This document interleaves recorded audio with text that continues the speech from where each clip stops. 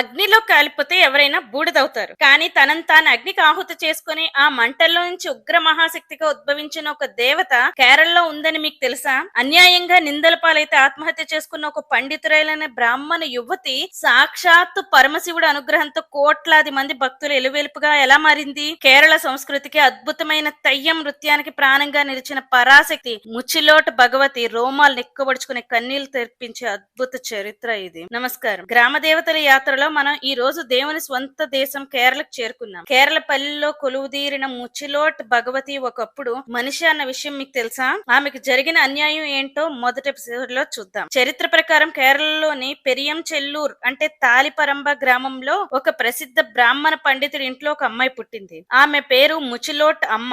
ఆమె అత్యంత అందగత్తె మాత్రమే కాదు, వేదాలు శాస్త్రాలు ఔపోసన పట్టిన గొప్ప పండితురాలు కూడా. ఒకసారి ఊర్లో జరిగిన ఒక పెద్ద పండిత సభలో ఆమె తన జ్ఞానంతో అందరినీ ఓడించింది. ఓడిపోయిన పండితుల తట్టుకోలేక ఆమెపై లేనిపోయిన అపవాదులు అంటే వ్యభిచార నింద మోపి కులం నుంచి వెలివేశారు. సమాజం ముందు అకారణంగా దోషిగా నిలబడలేక అవమానాన్ని తట్టుకోలేక ముచ్చిలోటమ్మ కరివెల్లూర్ అనే శివాలయం దగ్గరకు వెళ్లి మంటలు రాజేసుకుని అగ్ని ప్రవేశం చేసింది. కాలిపోతూ మంటల్లోంచి పరమశివుని కన్నీళ్లతో ప్రార్థించింది. ఆ పతివ్రత భక్తికి మెచ్చిన శివుడు ఆమెకు తన వరం ఇచ్చి ఒక మహాశక్తిగా భగవతిగా మార్చాడు. అన్యాయానికి బలైపోయిన ఆ యువతి కేరళలోని వానియార్ కులస్తులకు అంటే నూనెగానుగువారు, వానియార్ కులస్తులు అంటే ఇప్పుడు తెలకల వారు అనుకోవడం, మరియు కోట్లాది మంది సామాన్యులకు కులదైవంగా ఉద్భవించింది. ఆత్మాహుతి చేసుకుని దేవతగా మారిన ఆ తల్లి అదృశ్య వాహనం ఏంటి, ఆమె ఉగ్ర రూపం భక్తులకు ఎలా కాపాడుతుందో నెక్స్ట్ ఎపిసోడ్ లో తెలుసుకుందాం. ఈ వీడియో మీకు నచ్చినట్లయితే వెంటనే లైక్, షేర్ అండ్ సబ్స్క్రైబ్ చేసుకోండి. అలాగే మీ ఫ్రెండ్స్ అండ్ ఫ్యామిలీ మెంబర్స్ కు షేర్ చేయడం మర్చిపోవద్దు. జై హో సనాతన ధర్మం.